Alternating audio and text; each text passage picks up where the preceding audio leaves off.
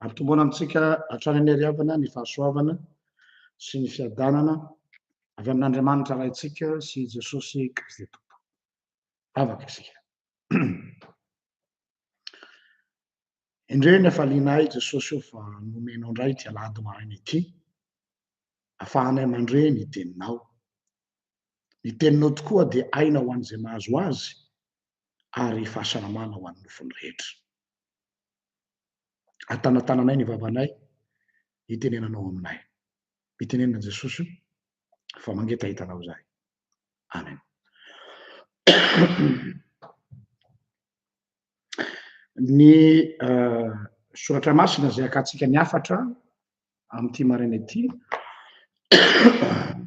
dia ho hitanareo ny bokin'ny Titosy.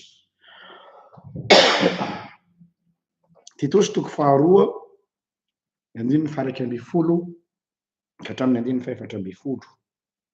Dia mitohy amin'ny toko fahatelo, andininy 1 ka hatramin'ny andininy faha 7.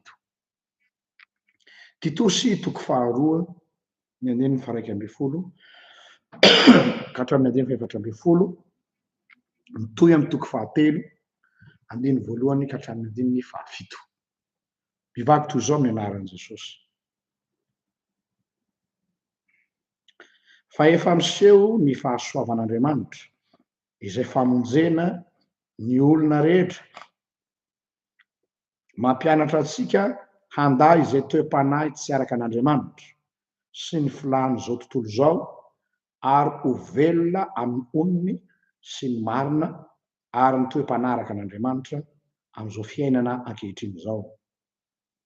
Miandry ny fanantenana mahafinaritra sy ny fisehoan'ny voninahitr'Andriamanitra lehibe sady mpamonjy antsika dia Jesosy Kristy, izay nanolotra ny tenany hamonjy antsika mba hanavotany antsika ho afaka amin'ny ota rehetra sy hanadiovany izay olona ho an'ny tenany sady ho mazoto indrindra amin'ny asa tsara izany. Toko fahatelo andininy 1 ka hatramin'ny faha 7. Mampatsiarova azy hanaiky izay manapaka sy manam-pahefana hanohy tsara, ho vonona ho amin'ny asa tsara rehetra, tsy hiteny ratsy olona, tsy ho mpilady fa ho mpandefitra, maneho ny halemem-panahy rehetra amin'ny olona rehetra. Fa isika koa dia adala fa iny tsy nanaiky voafitaka dia andevo ny filana sy ny fahafinaretana maro, ary velona teo amin'ny lolo-po sy ny fialonana sady hala no ny fankahala. Fa rehefa niseho ny fahamoram-panahin'Andriamanitra mpamonjy antsika sy ny fitiavan'ny olona dia tsy avy amin'ny asa amin'ny fahamarinana, izay nataontsika, fa araka ny famondram-po kosa no namonjeny antsika tamin'ny fanasany fiterahana indray sy ny fanavaozany fanahy masina, izay nahidiny betsaka tamintsika tamin'ny alalan'i Jesosy Kristy mpamonjy antsika, mba ho hamarinina amin'ny fahasoavana isika ka ho tonga mpandova araka ny fanantenana ny fiainana mandrakizay. Amen.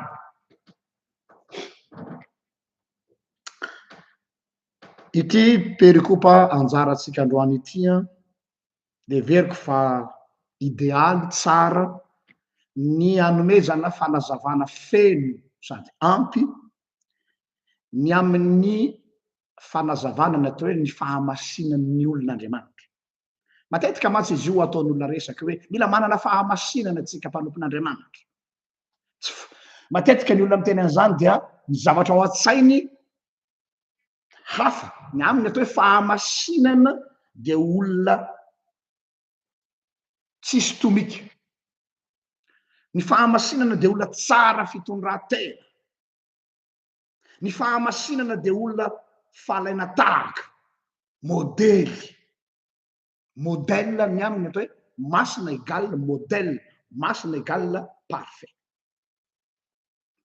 Ity texte aloany ity dia mampiseho antsika zavatra hafa mihitsy. Ny olana masy dia zao, afangarotsika ny atao hoe fahamasinan'Andriamanitra sy ny fahamasinan'ny olon'Andriamanitra. Satria kalketsika amin'Andriamanitra